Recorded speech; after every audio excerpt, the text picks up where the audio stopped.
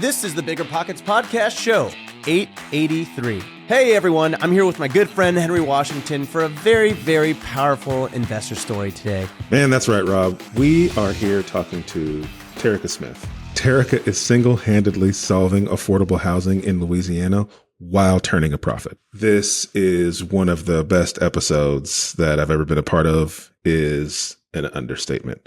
Terrica is an investor who started out with nothing, like in terms of resources, in terms of finances, in terms of understanding what real estate investing is. We hear all the time that affordable housing is this puzzle that no one knows how to solve. And she is literally doing it right now in her backyard and started at ground zero, where a lot of new investors find themselves right now without money and without knowledge.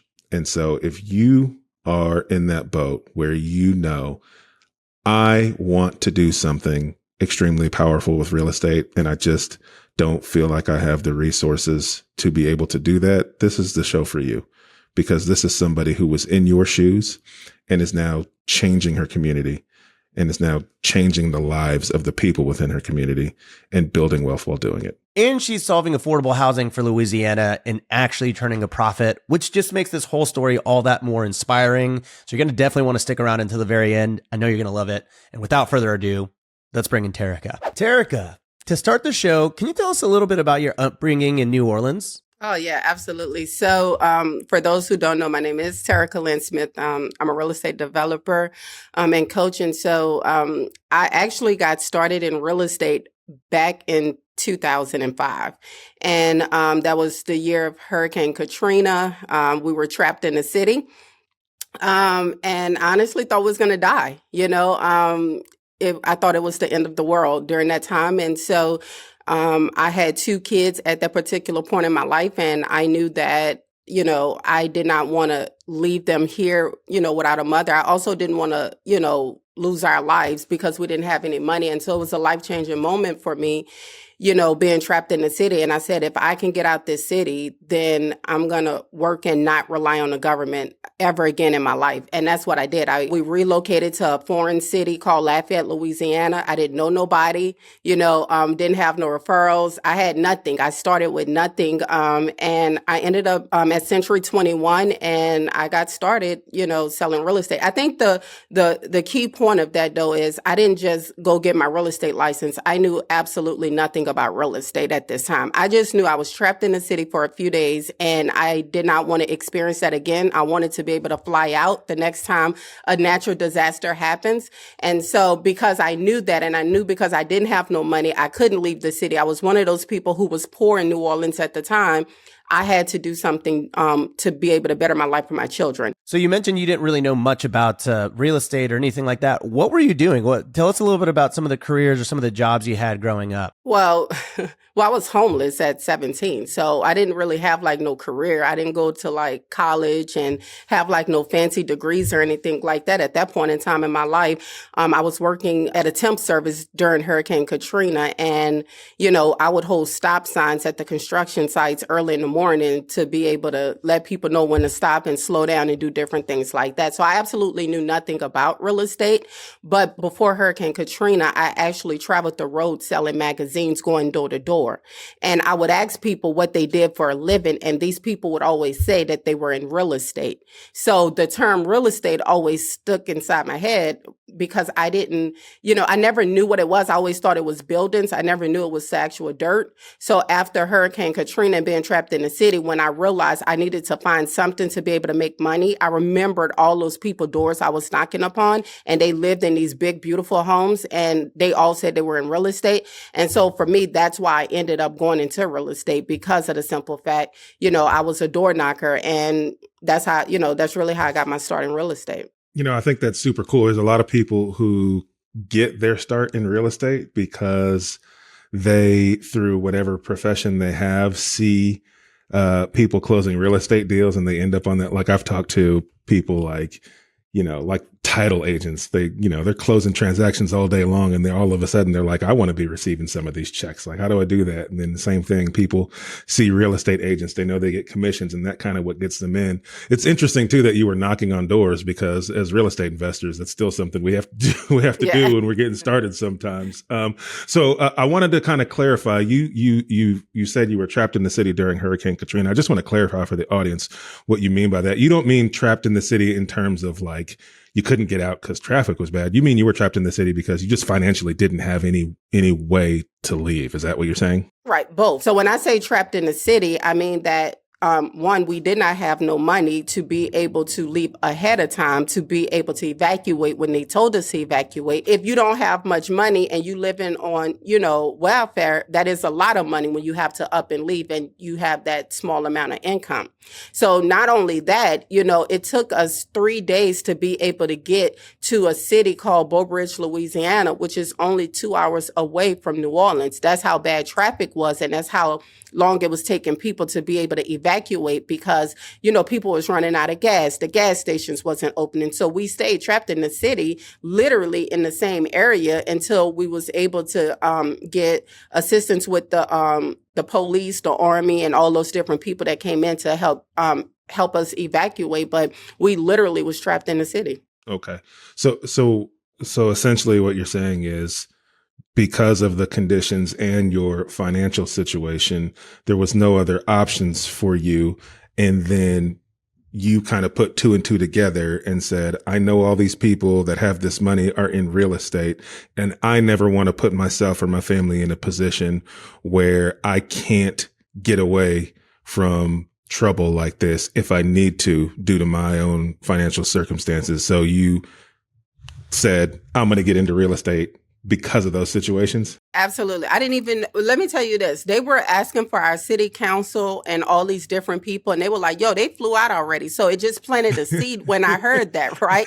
So we asking for help from our leaders, but they not there. They already gone. So it's like, okay, well, I don't want to be here next time something like this happens. So it just really resonated to know, people really did leave. And if we would have had money to be able to leave, we wouldn't be in this situation, and so it was a big eye open for me. Like, I just, you never know what you need until you really need it. And at that time, if we had the resources to be able to evacuate, and I'm talking just a few $100s, I'm not talking like thousands of dollars. If we had a few extra $100s, we could have left and evacuated and stayed at a hotel again. For those who don't know what evacuation is, you got to literally leave your house. You got to go and stay at a hotel room. You got to be able to afford the hotel room. You got to afford the food when going to that. So it's not just, up and leave and go by a cousin or a relative. It's also, counting the cost of that as well. Absolutely. It's hard. I think it's hard for anybody to move. So you put in any kind of financial constraints or stress, and it's super, super difficult. So thank you so much for sharing that with us, Terrica. I want to move along a little bit in your story, because eventually you do end up getting into real estate. And, did you know getting into real estate when you were doing this, did you know what it would become? Did you have an idea? Were you like, this is my way out? Or were you like, I'm going to try this and see how it goes? Bro, I was poor with a negative bank account. Okay, let me just be clear. I just needed some money at the time. I didn't join real estate because I was going to be Warren Buffett or Donald Trump. I joined because I needed some zeros in my bank account. And I seen people with big houses, and it looked like they put zeros in their bank account with real estate. I failed that exam 7 times. I could not pass that exam. I did not know what a mortgage was, a lien was, an encroachment, an encumbrance. I knew no real estate terms. So for me to literally know nothing, be the dumbest one in the classroom, asking the most simplest questions to those who got family who's been owning real estate, it's unheard of, right? So I had no clue that I would be, a leading woman in my area, pioneering, smart growth. I just didn't know that. My mind didn't comprehend that. It comprehended I needed a few more zeros at that time. So I started where I was. Cool. And give us a little bit of clarification. When did you go to real estate school? Give us what was that time frame relative to Hurricane Katrina? And give us some context there. That's a great question, Rob. So I got started in real estate. So Katrina was in August of 2005. So in right after Hurricane Katrina, we got relocated to a place called Lafayette, Louisiana. By December, I was already going to real estate school. I was sitting in the class trying to figure out what the heck real estate was and just trying to figure out how to pass the exam. In early '06, I got my license and I finally passed it, got my license, and I became a real estate agent during that time. Got it. Okay. And you said you took that test a few times. 7. Okay. 7 times. Let's not dismiss that 7. Okay. Okay. And I love that, by the way. Most people would not do that. So that just honestly just goes to show your tenacity and how much you wanted this. You pass. I'm sure that's a really big day for you. And you get into your first year of being a real estate agent. What was that like? I made a whopping $5,000 my first year. I could have made more money working at McDonald's is what my exact thought was. I'll never forget that moment. I just knew when I passed that exam, I just knew that I was going to be rich. Okay. Like I just was like, oh my gosh, I got the paper that everybody been getting to get these big houses. And my first year, I was a wob. I call that walking around broke. Okay. I did horrible my first year, but I didn't give up. I went back to my roots. I found my niche in real estate. I door knocked for business. You know what I'm saying? I door knocked to sell magazines. I door knocked to get my real estate doors. And I went on to be Century 21 Rookie of the Year, top producing agent. And then they honored me with the Centurion Award and different things like that. So, my second year was a lot better. I did over $1 million in sales. Wow. Okay. Yeah, that's a big jump. When you said wob, walking around broke. Walking around broke. That's right. I was a wob. Broke. Man, it made me chuckle because I'm like, I think there's a few like real estate investors online right now who look like they got it, but they wobbing around too. Yeah, so, that's it. But no, so you talked a little bit about 5,000 the first year, and then the second year Rookie of the Year, and all these awards. So obviously, a lot went into like how you go from one to the other. But what you said to yourself, I could have made more working at McDonald's. Like, what made you stick with this plan that didn't work like you thought it would in the first year versus just going ahead and saying, you know what, I'm going to go get a different job? Like, what drove that decision for you? So I always tell people this, right? I'm street strong. It take a lot to break your girl. Okay. Like I've been through hell and back. I feel like, you literally got to kill me to take me out this game. And so I refuse to go down. I refuse to be defeated. I didn't get this far just to get this far. And I knew that if I went and took that test 7 times and I eventually passed, I can eventually pick up how this is supposed to go in real estate and start making money from it. So I was always, very conscious of my mindset and the way I thought about things, because the moment I say I'm done with something, the moment I don't want to do something, I'm done and I'm not doing it. So I had to be very careful not to let those words come out my mouth, because I would have walked away if I would have been like, oh, I give up or I quit or, I made $5,000 this year. This is horrible. But when you see people around you, doing 1, 2, 3, 5, $10 million, you like, they're no different than me. And I've always told myself that I'm no different than the next person, other than they just kept on going to the next opportunity. If I stop here, I won't get to my next opportunity. So I think that's what was different for me.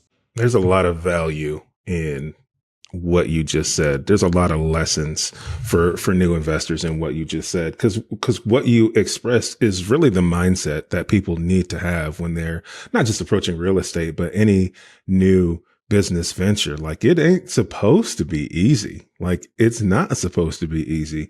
And the only thing, in my opinion, that sets apart successful investors from those who haven't found success yet, it's not that the successful people found the super secret sauce or super secret bag of money nobody else found, or the super secret deal source nobody else found. It's just that they didn't quit. Like, they didn't quit when it got hard. They didn't quit when they didn't make any money. They didn't quit when they spent money and didn't get a return. They didn't quit when a tenant, destroyed their property. They didn't quit when the deal fell apart at the closing table. Like, it's the tenacity. And when people say you have to have the right mindset, I think a lot of the times it kind of just goes in people's one ear and out the other. That's huge. Not allowing yourself to say, hey, this isn't going to work, or hey, I'm done with this. Even playing it within in your mind can really change the actions that you take. So I love that. I think that's valuable lessons for people.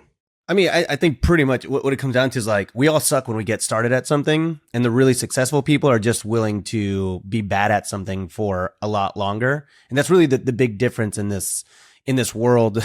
I think people look around at real estate investors and they say, oh, they're all smarter than me. But it's like, what are the chances that every single successful real estate investor is actually smarter than you? And it's like zero. They're all just regular people that are willing to be bad at something for a long time until they're good. So Terrica, I don't want to gloss over this whole thing. I mean, you said the first year you made $5,000. It sounds like, this is rough math here, but that means you sold roughly $150K worth of homes that first year. Then the second year you said you did about $1 million in sales, which rough math here would say you almost 10x'd your revenue or your closed sales. So what was that? What happened? What was the big moment there that was like, oh, okay, I'm just going to like 10x the amount of output that I'm doing this year? I've always been big on research and education. I have self-taught myself a lot of things. And literally it's by giving myself access to information. And I remember the big change for me was buying this CD. It was like a comeback CD. And like, it was literally being able to get over every single objection that a seller and or a buyer would face you with.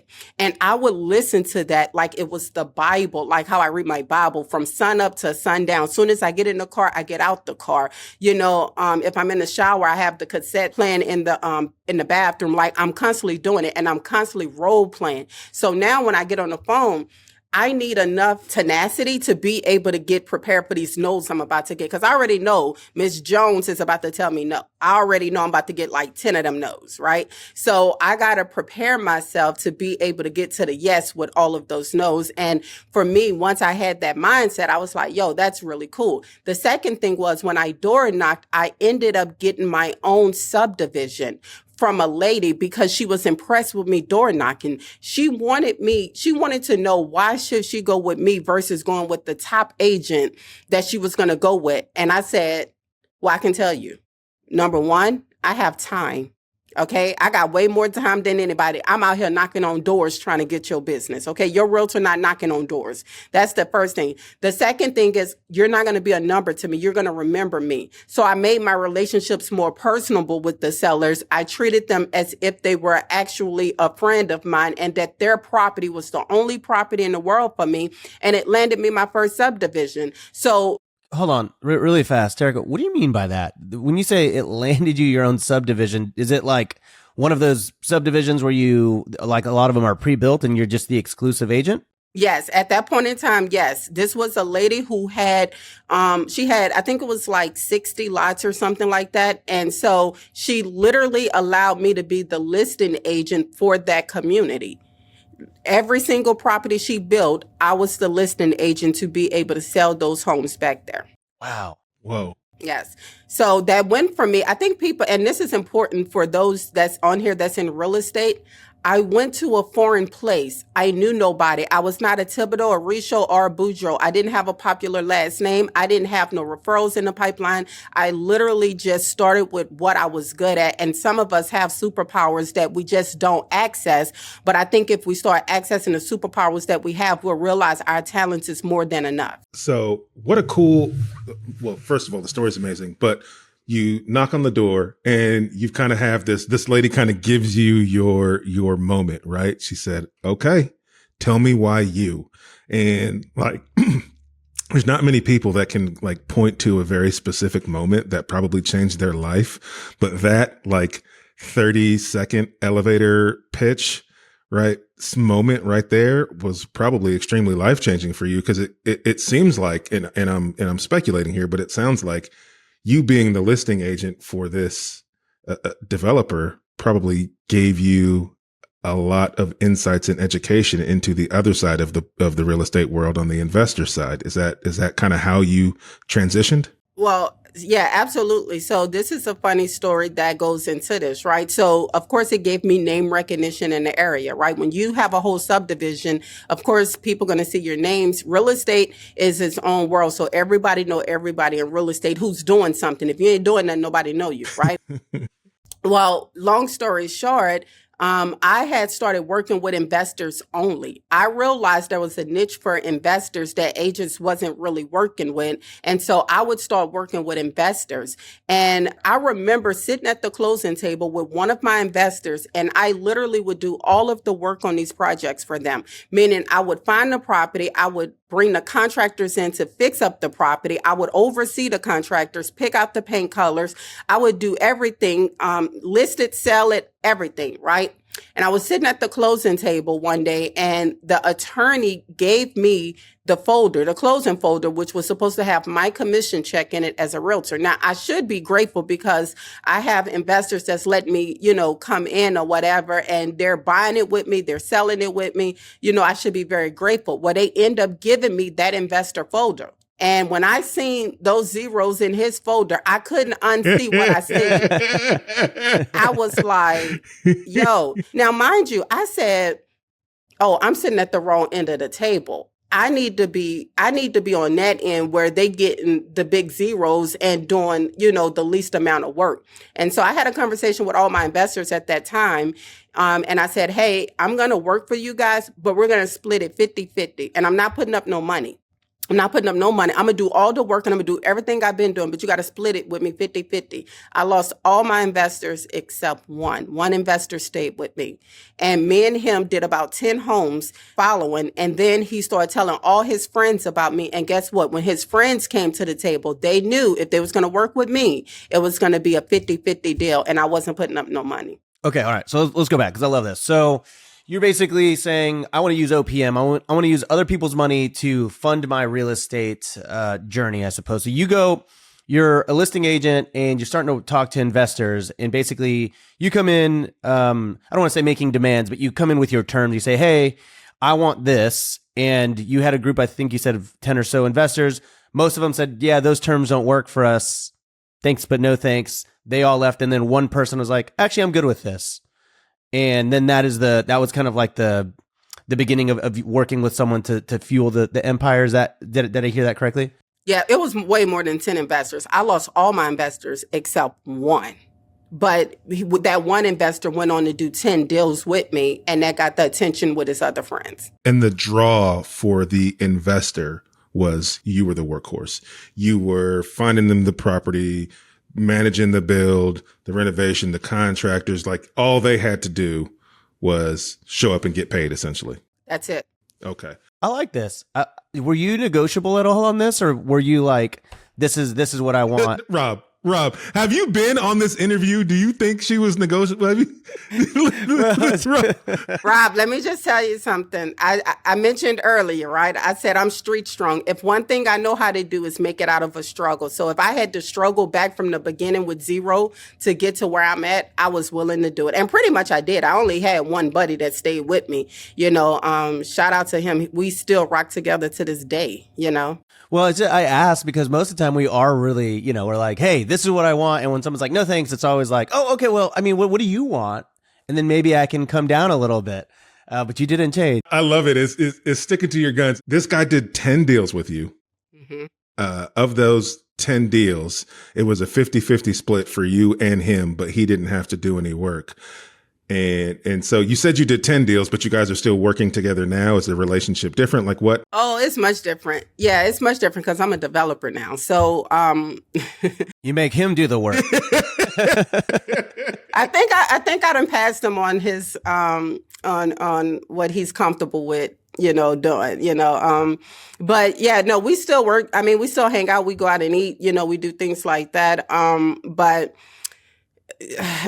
I'm pretty aggressive in this market. So, I like filet mignon. So that means I like to eat good in this market. And, he still does a lot of the fix and flips and rentals. And, from here to there, when I feel bored, in developments, I go dabble over there. We go, make it like old times. But for the most part, we're just really good friends. Okay, so that's you keep revealing just massive aspects of your story that I'm like, hold on, wait, what? So you're working with these investors, you do the work, you split it 50-50, and then there comes a moment in this, I guess, transition of doing renovations and flips where you're like, I want to start developing. Tell us a little bit about that. What was that moment or that change in your career? So what happened was, Wait, let me guess. Every transition in her career, it's because she saw somebody was making more zeros. And she said, I'm gonna go figure out how to be better than you at that and get them zeros. That's right. That's right. So, I was at a builders meeting and I was sitting on the UDC board, which is the Urban Development Committee, right? And that's a committee where all of the builders and developers and everybody like that join together. They give input on what, ways that they can get different, developers to come into the areas and things like that. And so I was sitting there and one builder was talking about the new home he was going to build. Now, mind you, I never thought about building new homes. At this point in time, I'm just a fix and flipper. And he was saying how he was buying lots and he was just putting them up in different communities. And I'm like, wait, you building new homes in older communities? I never even thought of that. So I went and partnered with a builder. And what that partnership looked like was I found the lots and I paid for the lots. And then I had the builder come in and we would build on those lots together and we would split the profit 50-50. The reason why I did that was because I needed to understand how to build new construction. I knew nothing about it. And being in a fix and flip, you pretty much, depending on the type of home, you're pretty much rebuilding it anyway. So I knew that I could possibly do it, but I wanted to make sure that I had some type of experience from someone with experience. And so I partnered with a builder. We built 4 homes in an existing community. We sold those homes before we even finished building them. And I'm like, yo, this is some really great money. So then I was like, okay, if I can do this, then I'm sure I can be a developer, but I didn't know how to be a developer. And so one of my friends at a dinner said, hey, I'm putting my grandchildren's name on a street sign. And I'm like, what? You can put people's name on the street signs? I didn't even know that was a thing. Like, I didn't know people sit down and have conversations about that, right? It's about being in the right room and having the right access to the right information. You start learning these things. So me being who I am, I'm like, I want my children's name on the street sign too. So I go and I develop a community. It's called Madeline Cove. And then I put my son's name on the street sign. Now, I didn't just become a developer. What I did was I actually worked with the builder. We built a few more properties. And then I eventually ended up in a few more development partnerships with other builders who wanted to be developers. So I was able to witness on the back end that operation. And then I was like, okay, I feel confident enough to be able to go do my own development. And that's how I was able to start Madeline Cove and put my children's name on street signs. First of all, I think you're just a good storyteller, because within these stories, there's so many great lessons for people if they're wanting to get into real estate or into development. And I think one of the lessons that we're hearing here is you didn't just say, I'm going to go be a developer and jump off the cliff, because there's a lot of risk in being a developer, right? Especially if you have to go acquire the land and you don't know what that land has use for, or if you can even do what you want to do, and the cost of build. Like, there's so many variables and so much money gets spent with development before, a 2x4 is ever put in the ground. And so what you did that was super smart was you said, I'm going to go partner with somebody who knows how to do this, and I'm going to structure it in a way that's beneficial to that partner and myself, so that I get a lesson while I make money. And, I always stress to people, if you're going to get into something that's not your bread and butter, there are people who are good at it. And there are ways that you can set yourself up to partner with those people or be successful. You need to bring them the thing that they don't have. I wanted to do a self-storage deal. I wanted to do one so bad. And I thought the only way I'm going to do a self-storage deal is I got to go find a self-storage deal. Because if I get a self-storage deal, I know I can find a guy who does self-storage to come be a 50-50 partner with me. And that's exactly how I did my first self-storage deal. I got a lead, and it just so happened to be a lead on a self-storage facility that this guy had been trying to market to. And so once I got the lead, I called him and I was like, hey, I think this is a good deal. How do we take take it down? And if we do you want to be 50-50 partners? And that ended up netting us our first storage deal. So I think that there's a valuable lesson there, and find someone who's doing it and bring them some value, and you can get a deal. And then you worked with this developer, you built this relationship, you did a few projects until you felt like, okay, I know how to go do this. And then you went and found your neighborhood to put your family's name on. Is that what I'm hearing? That's absolutely correct. Gives me goosebumps. Yeah, it's amazing. So can I ask a little bit about this, the details of sort of working with the developer? I think you mentioned you found someone, you said, hey, let's split this 50-50. How does that work? Like, do they have like a fund, or do they have like a commercial line of credit that with the bank, and then they fund it all through there, and they're basically on the hook for that commercial loan financially, and then basically after all that loan is paid back and you make your sale, you're just splitting profits from there? Is it that easy, or is it even more complex than that? Nah, it's not even complex, right? So I think it all depends on, the builder / developer, whichever route you want to go. For us, we had a relationship with a local bank. And so the developer, so this is how development goes, right? Whenever we find a parcel of land and we do the subdivide and we do all of our civil, we are already pre-selling lots. So by the time we get to 50% sold in our community, before we even do shovel, like before we even shovel ready, we're already 50% sold. We go to the bank and we pledge that book of business with the bank, and they see the LOIs, the letter of commitments we have, letter of intents, but the letter of commitments we have from other builders in the area who has agreed to purchase these lots from us. And then they give us the financing for the hard costs to be able to get started with the infrastructure. And then, of course, you got your lot allocation with the bank where they're going to, they're going to have a certain portion that's due on each lot. Every time you close, you got to pay down your loan on it. And then from there, we able to split the profits. Now, how you come in as a partner, like for me, I'm adding value is I'm going to do all the city council meetings. I'm going to go to all the civil, most developers, they want to do that anyway. But if they have somebody that's going to be in the weeds with them, that is, it's a great partnership opportunity, and so I'm also going to put in whatever the bank requires for that 20% down. I'm going to come in. I got to bring in my 10% of the portion if I want to be an equal partner in that deal. And that usually look like me bringing in other investors on the back end of under me, creating some type of GPLP situation to be able to get my 10% if it's, a multi-million-dollar development. For anybody at home that may not know what that is, that's general partner and limited partner. Thank you, Rob. Yeah. And so, we put those together, and then from there, we're able to go and acquire it and, split the profits at the end whenever, we sell the property. Very cool. Very cool. So, okay, this is really amazing, by the way. I mean, I think you know this. This is such a cool story. You're crushing it. You go into the development world. I'd imagine it's a little competitive. So what was sort of your angle, or what was your idea for making your neighborhood different or your subdivision different from some of the competition in New Orleans? So just so we cleared, this community is in a few hours away from New Orleans. People be trying to dare you on the internet, But anyways, so yeah, I do know, unfortunately.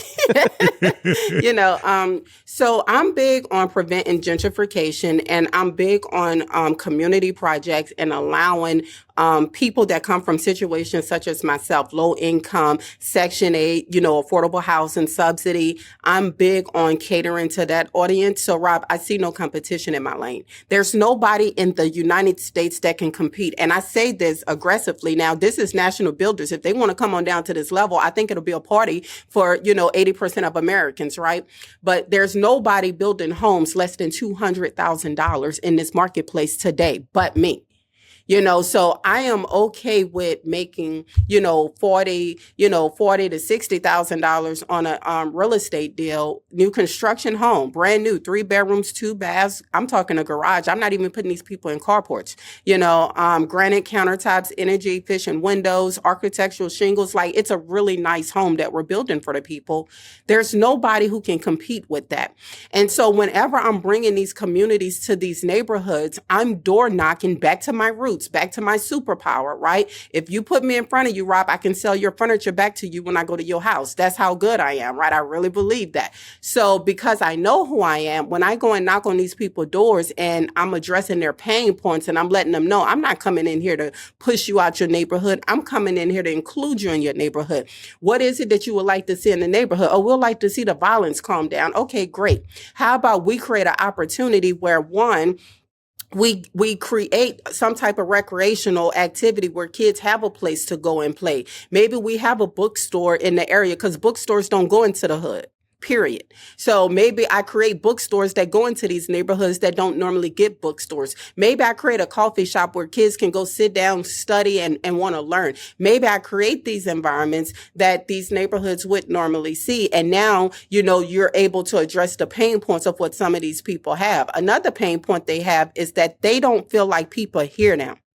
Their voices are not heard. So I'm like, not only do I hear you, right? I am here physically.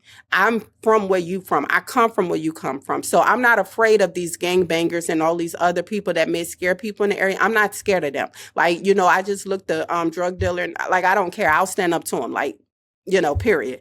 And so because I have that tenacity about me and because I'm that hometown girl and because I'm not an out of reach developer, people in the community, they rock with me more. We went door to door, explaining to everyone what we was doing, passing out flyers, but also, just doing neighborhood cookouts, community events, making them know that, hey, we here for you guys. We want this to be for you. And my audience, the people who I build homes for, the people who I'm selling homes for is the cafeteria workers in the hospital, right? I'm focused on that median income of anywhere from $30,000 a year to about $60,000 to $70,000 a year. That's who I'm focused on building homes for, because that's kind of like what the middle class in the South is making. So if I can focus on providing home ownership to those individuals who's been working at the same job for 10 to 15 years, then I feel like, there's no competition in my lane, Rob. I hope that answered that question. It did. It absolutely did. This is, I'm just going to be frank, like, this is why I wanted to have you on here telling this story, because all we hear right now is there's no affordable housing. There's no way to build affordable housing. We can't solve this problem. No one wants to solve this problem. And you've essentially laid out a blueprint for how people can solve this problem. So I think what you're proving is that, yeah, this problem can be solved. Right? This problem is being solved. And what it's taking is for somebody to get down and go meet people where they're at. And I think that's what sets you apart from everybody else, is nobody else is willing to do that. And you are building homes and improving communities without displacing the people within that community. And so many times we see people come in and build these beautiful homes and these beautiful neighborhoods and these beautiful amenities, but they're not for the people in that neighborhood. They price them at a price point where the people in that neighborhood can't have access to those amenities. And you're doing the exact opposite. You're building these beautiful communities, but building it in a way that allows the people within that community to have access. And I want to commend you for that. I think that that's incredible. And more people need to see that it is currently happening and can be done and can be profitable. That's huge. I think a lot of people get super scared to go into the affordable housing side of things because they think that there's no money to be made. But you said that each build is a relatively profitable build. That's right. And I don't use the government money. So a lot of people associate affordable housing with subsidy. I don't use government money. This is my own money that we use to go to the bank.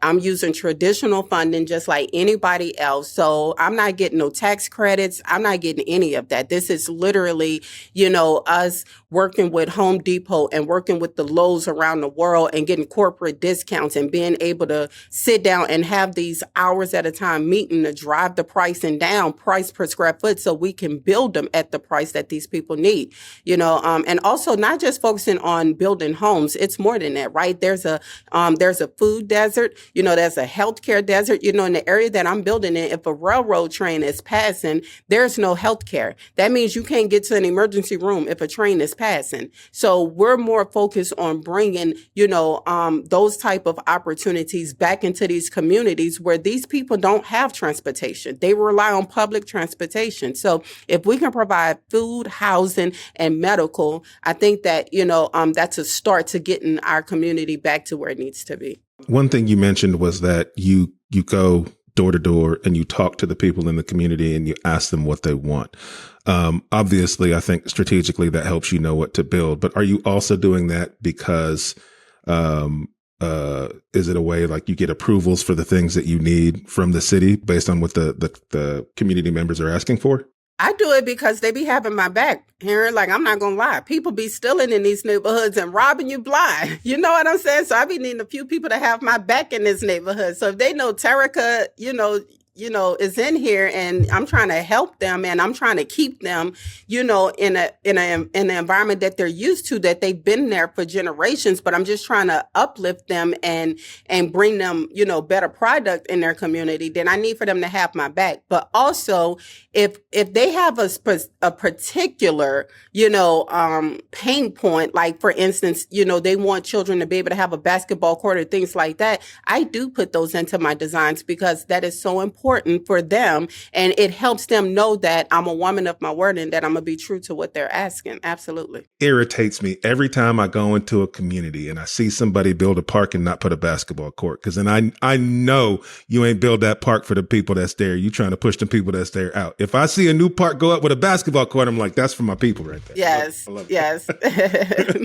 So let me ask you, Terrica, because you're building and you're developing a lot of new homes. What does that do to the equity of existing homes? Does that help them? Does that hurt them? Does it build up the entire community? How does that look from like a grander view? Oh, that's such a great question, Rob. So where I build that, nobody want to come at right now anyway, unless they want to come bulldoze everything down in the area and then just start fresh. So everything that I do, like where I'm building at, before I started building, home values have not increased in over 10 years. Could you imagine not having appreciation in your house in over 10 years? Right? So we took a property. These homes didn't sell for more than $30,000 to $40,000 in this area. Now they're selling at about $85,000 because of our new construction homes that we're building in proximity. Not only are those home values increasing, now we're increasing the property value in those areas. So you just can't come and steal it from nobody anymore. You got to pay what it's worth. And so now with us having homes that's being built at $175,000, $180,000, everything up under 200, right? Now people are like, first, the bank didn't even want to give us no money, Rob. I didn't tell you that. They was like, nobody's going to buy over there. So the first 12 homes, we had to build out our own pocket without the bank. Now they throwing money at us because we can't keep them on the ground. It's a high need for, it's a high demand, so that's why I say we don't have no competition because nobody can build and do what we're doing right now. They can, they just don't want to. And I believe that somebody listening to this is going to be inspired. I believe that you are going to light a fire under somebody who's going to hear like, oh my goodness, this is what I need to be doing for my community. This is what I need to be doing in the community around where I live. And so what advice or what would you say to those people who are new and they want to implement a strategy like what you're doing in 2024? I would say this. Get around people who's doing exactly what you want to do, right? This is to me, I mean, I can be biased, but I think BiggerPockets is the #1 podcast in the world on real estate information. I don't know of another podcast in the world that gives as much resources as this podcast. And it's not to fluff y'all feathers because I'm on here. It's true. No, go ahead. Right. Right. It's true. Right. And so being in rooms like this, listening to conversations like this, going to BiggerPockets and looking at the fix and flip calculator, looking at the multi multifamily, okay?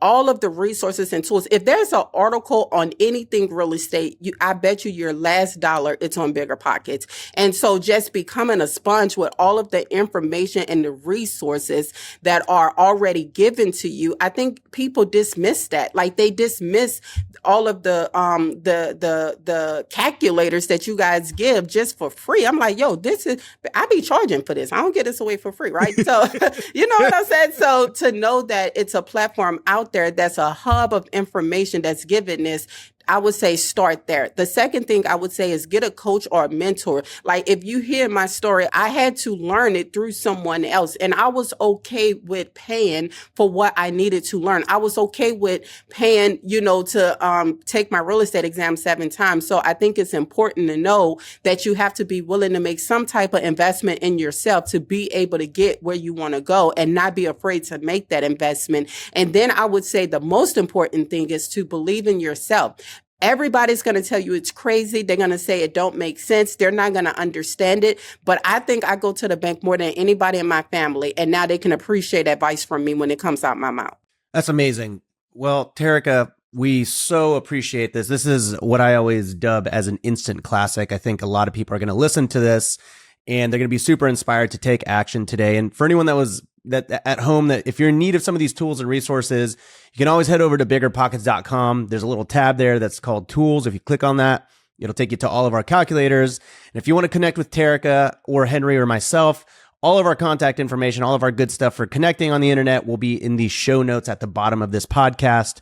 Thank you again so much, Terrica. We greatly enjoyed having you on. Thanks for having me. Yes, of course. And we will catch everyone on the next episode of Bigger Pockets.